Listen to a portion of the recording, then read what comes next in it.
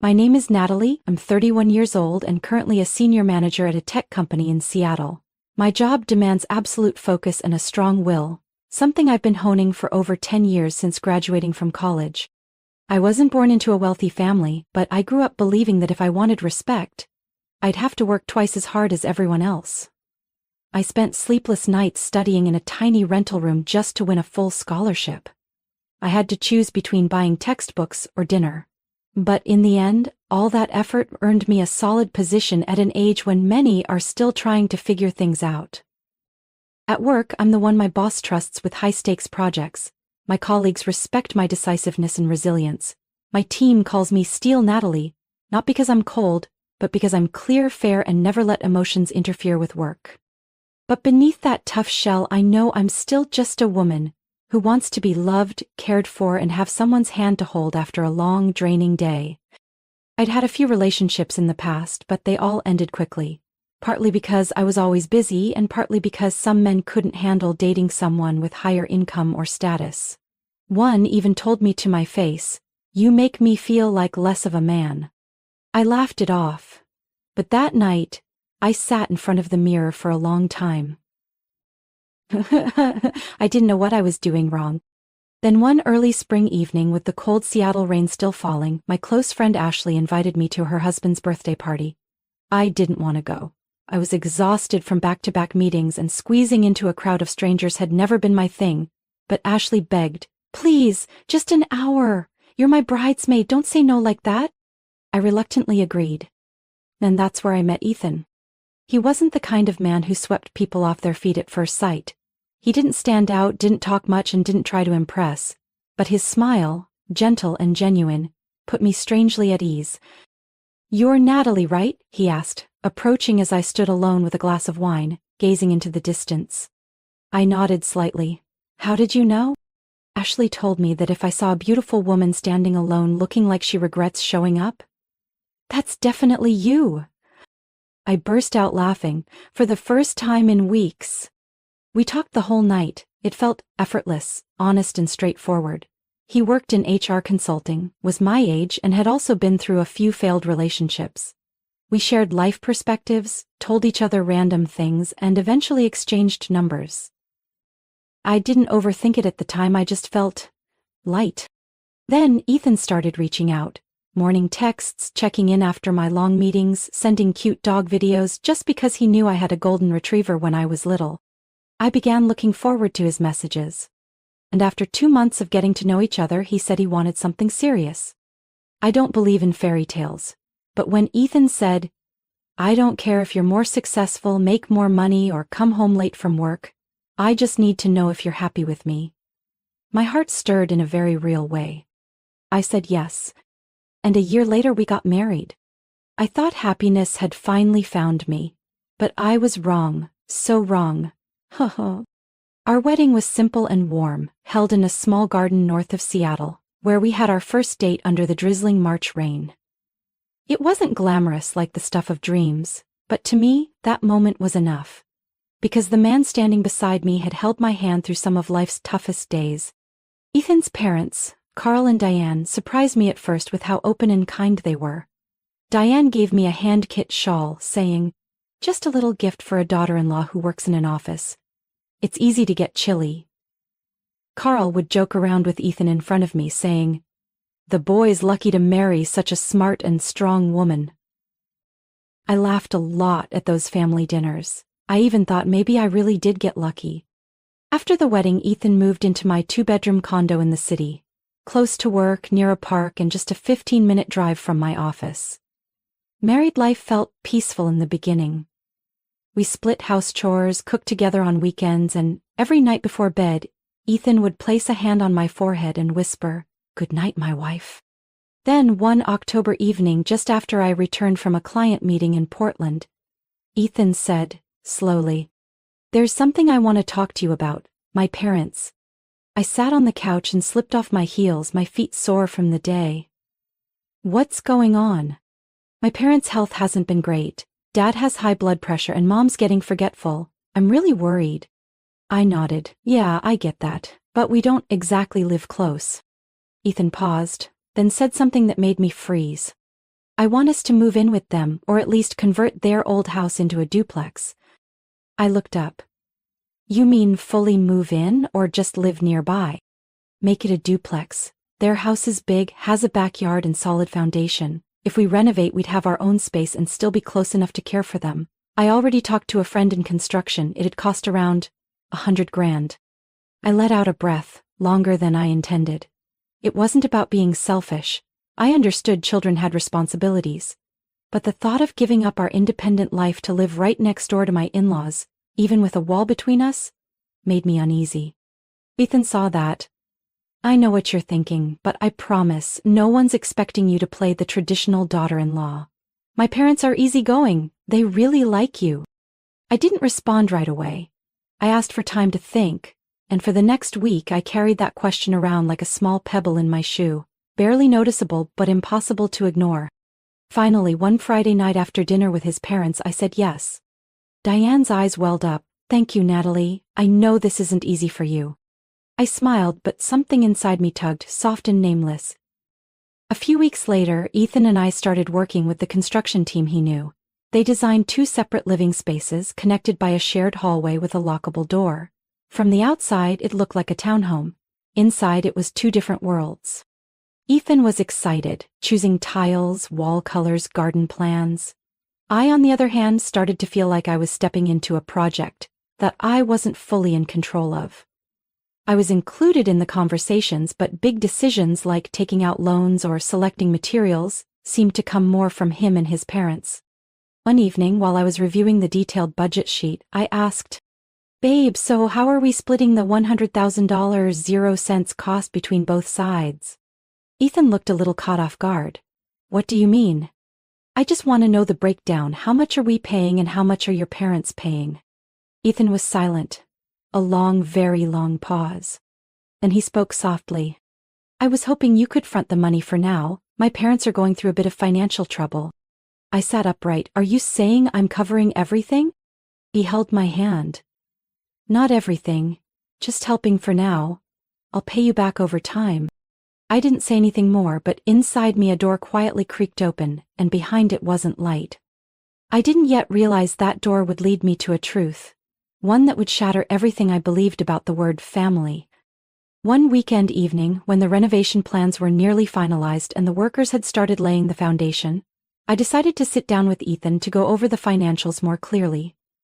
Up to that point, I had fronted nearly all the initial costs: design fees, construction deposits, and material down payments. I'm not the type to nickel and dime, but I don't like being kept in the dark either. "Ethan, can you show me the total costs and the budget breakdown? I need to keep track of everything I'm paying." He looked at me and scratched his head. "Yeah, I'll check. But Natalie, there's something I should probably tell you first." I looked up, my heart slowing like I'd just stepped into a sudden draft of cold air. "My parents, they're actually in some debt," he said slowly. "It's not massive, but it's significant." "How much?" "About $140,000. I nearly dropped the glass in my hand. "Say that again," I said, trying to stay calm. $140,000? For what?" "Dad invested in a coffee shop chain a while ago, but it didn't work out. Then he took out another loan to pay off the old one. It just kept rolling over. And I'm only finding out about this when the house is almost built?" Then avoided my gaze. "I wasn't trying to hide it. I just thought I could handle it. But now it's all piling up. If we don't do something soon, they might lose the house." I was silent. A flood of numbers and what-ifs hit me all at once. I had already spent close to $85,000 0 cents on the renovation. And now this debt. I was in too deep. "What do you want me to do?" I asked, my voice dropping. Ethan took my hand. "I know this is a big ask, but can you help my parents? You're the only one who can save them right now." "And what about you?" "I'll pay you back, I promise." I gave a faint smile. Not because I was happy, but because in that moment I realized I wasn't just a wife. I was being treated like a financial solution. But I still loved Ethan, or I thought I did. And so, I said yes. I pulled $70,000 0 cents from my savings and transferred it to cover the bulk of his parents' debt. The rest I scheduled in monthly installments of $5 0 cents. Every payment documented with receipts and transaction records. Diane called me, crying as she thanked me. Carl even emailed me a handwritten letter, calling me a blessing this family is lucky to have. I used to believe that. But over time, little things began to feel off. Ethan stopped contributing financially. The "I'll pay you back" never happened. Every time I brought it up, there was an excuse. Delayed paycheck, funds tied up in a project. When I asked to see his pay stub to rework our budget, he snapped. "You don't trust me? Why does it always come back to money, Natalie?" I didn't answer. I was tired, but I kept paying. A year later, after I made the 13th payment, Diane called, cheerful. "You're amazing. Almost done in just a year. Honestly, if it weren't for you, we'd be out on the street." I asked, "How much is left now?" "Just around 25,000, sweetie. You really are this family's savior." I hung up, frozen. 13 months, and I had spent nearly $120,000, 0 cents.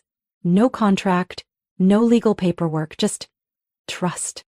Then one night I came home early from work because a meeting got canceled, and froze outside the living room door. Laughter spilled from inside, Carl's voice. "Gotta hand it to Ethan, he found himself a wife who not only brings in the money, but knows her place." Deanne chimed in. "The debt's nearly paid off, house is renovated, that girl's a diamond in the rough." Then Ethan, with a hint of sarcasm. "Yeah, but once it's all done, maybe I should cut her loose. Sooner or later she's gonna start asking questions." I don't know how long I stood there clutching my purse, heart pounding so loud I couldn't hear. But I knew one thing. This wasn't a life I was building. I was the target of a plan set in motion long before I ever said I do. From that night on, I was no longer the same Natalie who laughed over dinner, who believed in warm hugs and silent forgiveness. I didn't scream. I didn't confront. Instead, I turned quiet. Like a calm surface hiding a storm building deep below. I kept paying. On time, no reminders.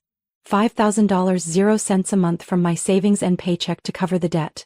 On top of that, renovation bills kept trickling in like a cruel chorus on repeat.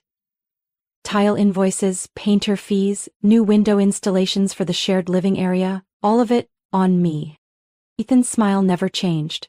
Every evening he'd ask what I wanted for dinner, occasionally hug me from behind while I was cooking, rest his chin on my shoulder and whisper, "Thank you, Natalie, I know you're doing so much for this family."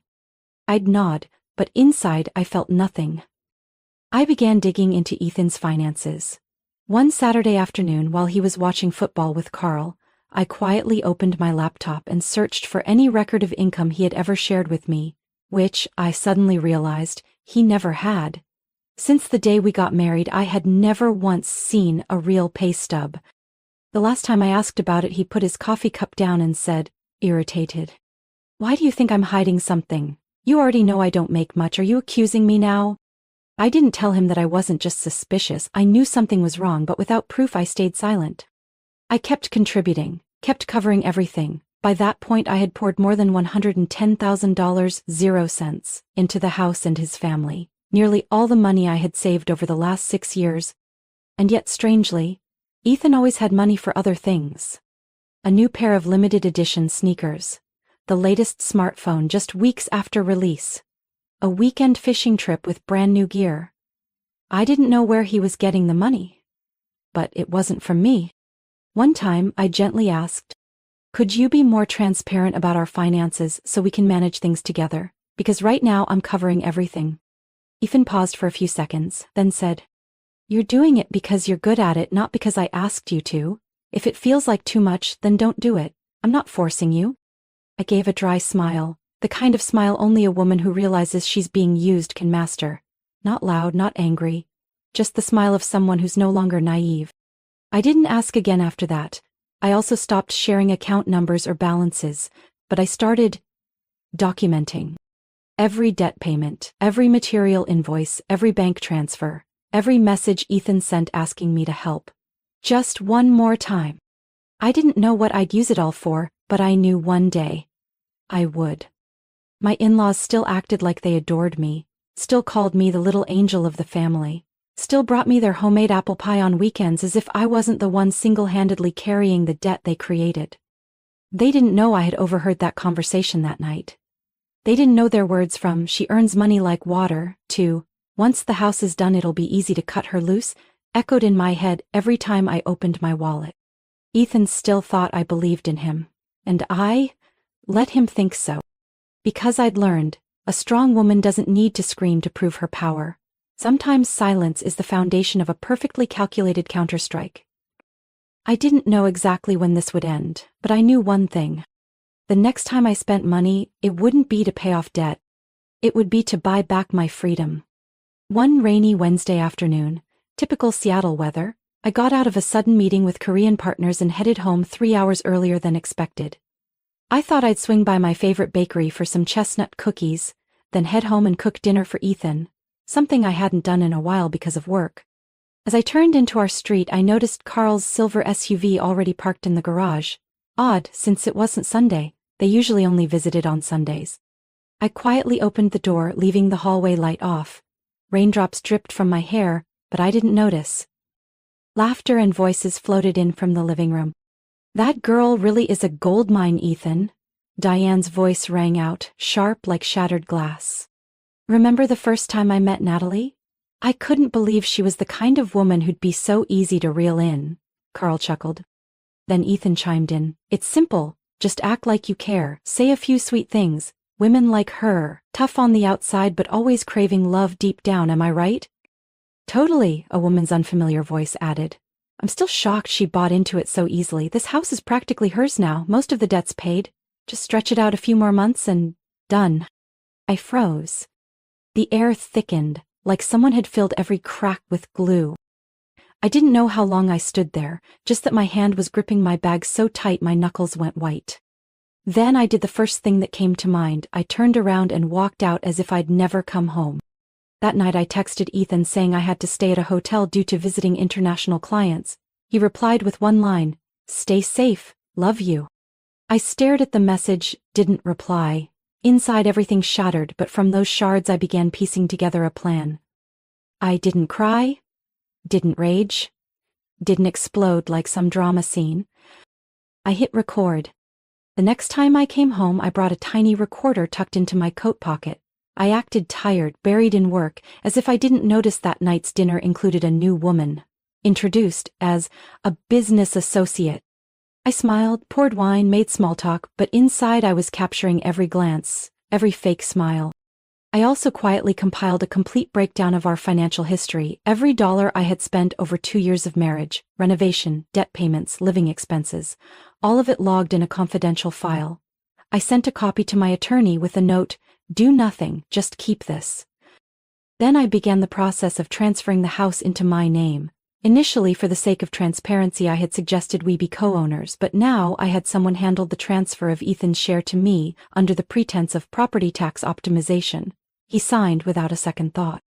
And then, a week later, I pretended to be the old Natalie again, the tired wife, still cooking, still asking about his day, still loving. Meanwhile, I was counting down to the perfect reveal. They had no idea I'd quietly filed for divorce. No idea I had purchased the remaining debt under special terms, making me their new creditor. No idea that the soft-hearted girl they planned to discard now held every card. And when the time came to expose the truth, I wouldn't yell. I'd simply open the door and invite them out of my life, one by one. Not with bitterness, but with proof born from their own lies. I used to think I was a rational woman. Smart, grounded, immune to emotional damage. But when your heart is manipulated so subtly, you learn.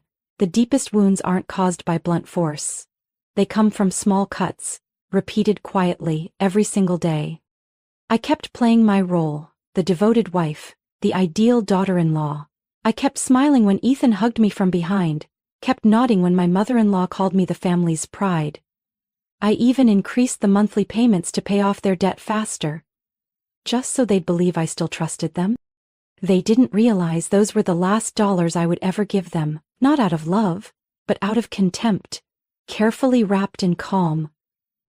In the 18th month of my steady payments, I called the bank holding most of Carl and Diane's debt.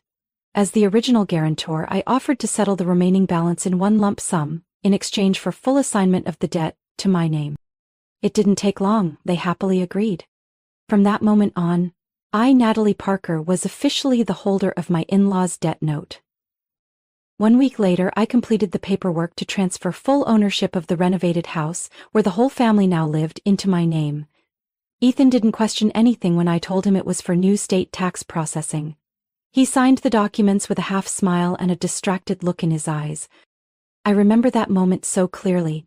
Only one sentence echoed in my mind. "Thank you, Ethan, you just handed me the key to end all of this." I quietly began working with my personal attorney, filing for divorce in King County, with every detail kept strictly confidential. During that time, I gathered all the necessary evidence: bank statements, receipts, emails, and especially the audio recording from the night I accidentally overheard their discard her plan. My lawyer, Claudia Weston, a sharp and composed woman in her 50s, looked at me after our first meeting and said, "If I were you, I wouldn't get angry. I'd wait, and when everything's ready, I'd press the button. Right time, right target." I responded only with a thin, emotionless smile. The night before everything was revealed, I cooked as usual. Ethan's favorite lasagna, a salad for my mother-in-law, and lemon butter cake for Carl. I even poured the wine and raised a toast to finally, almost being done with the debt. Ethan beamed, eyes shining. "I can't believe you pulled this off, Natalie, really. You're the best thing that's ever happened to me." I lightly tapped his glass, looked at him deeply. "I think so too, Ethan. Thank you for showing me your true self so early on." He didn't understand what I meant, but I did. And I didn't rush to explain. The next morning I woke up early and left the divorce papers on the kitchen counter, along with a copy of the official debt transfer naming me as the new creditor of Carl and Diane, and a short note.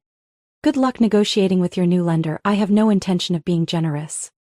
I walked out of that house and moved into a small penthouse apartment I had secretly purchased using profits from a private investment I'd been nurturing for the past 3 years. The place overlooked Elliott Bay, where the sunrise reflected on the water every morning, a reminder that peace isn't something granted, but something you take back with your own hands. That afternoon, my attorney sent formal notices to Ethan and his parents. They had 3 choices. Repay the remaining debt in full within 60 days. Vacate the house immediately, granting me full control. Face legal action for failure to comply. I didn't stick around to see their reaction, because I already knew some relationships aren't worth saving, and letting go at the right time is far better than letting trust rot into something irreparable. And the only thing I regretted was not realizing sooner that sometimes forgiveness isn't noble, it's just weakness in a moral disguise. I thought I'd made the clean break, that I had the upper hand when I left the divorce papers and walked away from that house in silence. But I forgot one thing. People who survive off others will always fight back in the ugliest ways when they feel threatened. Just 3 days after the divorce paperwork was submitted, Ethan texted, asking to meet and talk things out. I declined. I told him all communication should go through legal channels. He didn't reply. I thought that was the end of it. But that Saturday morning, as I was getting ready for an investment seminar downtown, I got a call from my property manager, Mr. Wallace. His voice was urgent. "Natalie, I'm sorry to bother you this early. Someone just changed the locks at the Lakeview property and claimed you no longer own it. I just got a call saying a woman has moved in with Ethan." I froze. Without waiting another second, I drove straight to the old house, the house I renovated with my own money, hand-picked every tile and chandelier. The gate had a new lock, but I had a spare key from the original set, and I had already filed the ownership transfer documents with every local authority the moment they were finalized. I rang the bell. The one who opened the door was Ethan, wearing the white dress shirt I gave him for his birthday 2 years ago, but this time, he didn't greet me barefoot at the door like he used to. He stood in the doorway calm and steady. "Natalie, I think it's better if you go back to your new apartment. This isn't your house anymore." I looked at him and said nothing. Behind him I saw a young woman with loosely curled blonde hair walk out of the kitchen holding a glass of orange juice. She smiled like I was some uninvited guest. "That's my new girlfriend," Ethan said, like he was announcing a new pair of shoes. I stayed silent. "Oh, and one more thing," he added. "My parents think you could still live here if you agree to a few conditions." I raised an eyebrow. "Conditions?" Yeah, you can stay here, but you'll need to pay rent, and, since the house is more crowded now, it'd be great if you could handle cleaning, laundry, and cooking. I laughed. A long, unrestrained laugh. Ethan took a half step back, probably caught off guard. You're telling me I have to pay rent and do chores in a house that's legally mine? Ethan shrugged. Well, you kind of moved out, I just rearranged things a little. I pulled my phone from my pocket and quickly dialed a familiar number. Hi Claudia, it's me, I said when the line connected. Get ready to file for trespassing, unlawful occupancy, and violation of property ownership. Yes, the entire ex-in-law family starting today. I looked Ethan dead in the eyes. No softness left. You have 3 hours to pack up and leave my house, with your girlfriend and your parents. If not, the police will be here before lunch. His face went pale. You can't do this. Natalie, we were married. Were, I emphasized, and you ended that. I'm sorry, but didn't you say you still loved me? You once told me. I've said a lot of things, I cut in. But I never said I was stupid. I turned and walked toward the gate, feeling lighter than I had in 2 years, as if I had just set down 100-pound weight. Ethan didn't follow me. He knew it was over. And I knew this wasn't revenge. This was justice. And in a world where women like me are labeled too strong to be loved, this wasn't just a statement to Ethan, but to everyone who ever thought independence was there to be exploited. 3 days after that confrontation at the old house, my lawyer personally sent a formal demand letter to Ethan and his family, clearly stating 3 points. The Lakeview property was legally under my name, fully registered with King County's property records. They were unlawfully occupying it, and if they did not vacate within 7 days, I would file a civil suit for eviction. The remaining debt, over $60,000, hadn't been paid off, only deferred due to bank negotiations. From this point forward, Carl and Diane were fully liable, as they were the original borrowers. Claudia attached all necessary documentation, bank statements, financial guarantees, the debt transfer contract, and supporting evidence. Every detail was covered. That afternoon, Ethan called me 5 times. I didn't answer. He texted. I know you're angry, but we can work this out without turning it into a war. I replied with just one line. Let your lawyer talk to mine. I also proceeded to file a civil suit against Ethan and his girlfriend, the blonde woman I saw in my kitchen that day, for adultery and breach of marital ethics. In Washington, while adultery doesn't directly affect divorce rulings, if there's financial harm and evidence, the guilty party can still be held accountable under civil law, alimony included. I had everything: recordings, photos, texts, and even a statement from a delivery worker who had seen her coming and going while I was away. Claudia filed a compensation claim for $75,000, including emotional distress, personal property damages, and legal expenses. But it didn't stop there.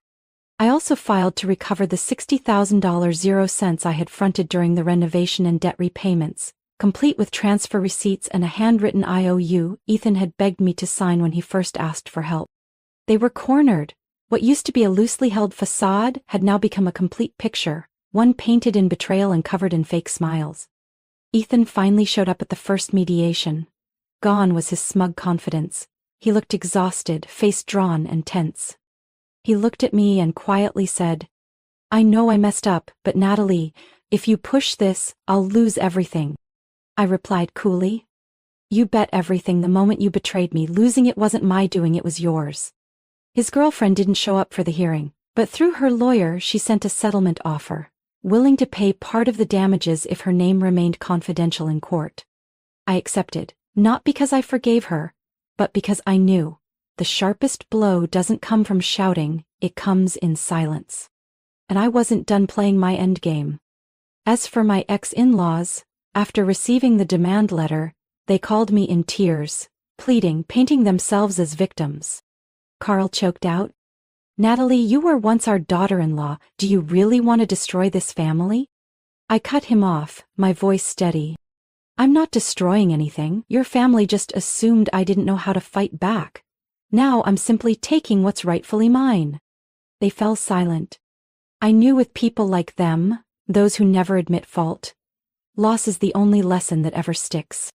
But I wasn't waiting for them to change. I didn't need them to. My life had already moved to a new chapter, one where I held the wheel, and no one could grab it from me again. Ethan and everyone on his side had become nothing more than side characters in a story I had already cleared from my shelves. I never thought I'd one day sign papers to sell the house that was once my home, the place I poured so much time, money, and emotion into. But I finally understood. No matter how beautiful a house may be, it's just four walls if all it holds is lies and manipulation. The Lakeview property was reappraised after renovations, and with the real estate market booming, I received an offer just 1 month after listing.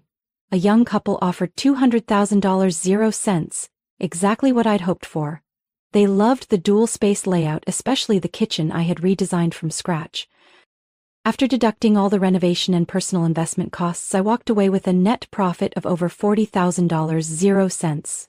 Not a huge amount considering the time and pain it cost me, but more than enough to mark a fresh start, one free from old memories. During divorce mediation, the court approved my claim for alimony compensation. Ethan was ordered to pay $35,000, 0 cents over 12 months. The girlfriend, despite trying to downplay her role, had to pay $15, 0 cents, to avoid being publicly named in court. Carl's family, facing legal pressure, repaid the $60,000, 0 cents I had fronted, not out of goodwill, but to avoid being sued for breach of signed financial agreements. All in all, I recovered over $150,000, 0 cents, between the house sale and settlements, but the most valuable thing I gained wasn't in dollars. After the storm, I started taking investing seriously. I used to think saving was enough. Now I know. Modern women need more than just stable income. We need sharp financial minds. I enrolled in a personal wealth management course, hired an independent advisor, and learned to read markets not with emotion, but with data. Slowly, the pain lost its grip on me. I realized I could shape a better future. On my own. Without a crutch. Without needing love to feel whole. One autumn afternoon, I stood on the balcony of my new apartment, overlooking the Seattle waterfront, the sunset spilling golden honey across the sky, and it hit me.